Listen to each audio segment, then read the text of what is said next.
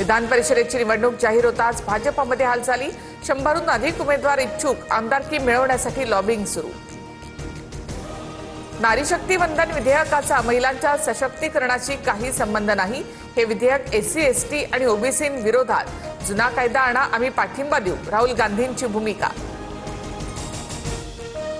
महिला आरक्षण कायदा लागू, रात्री उशिरा अधिसूचना जारी।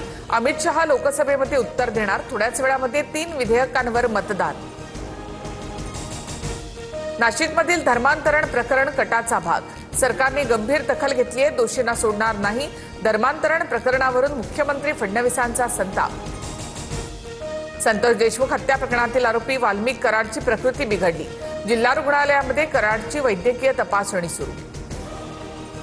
ममता बॅनर्जींच्या मतदारसंघात मुख्यमंत्री फडणवीसांची तोफ धडाडली। ही लढाई ममता बॅनर्जी विरुद्ध पश्चिम बंगालची जनता, फडणवीसांकडून कोलकातामध्ये परिवर्तनाचा नारा।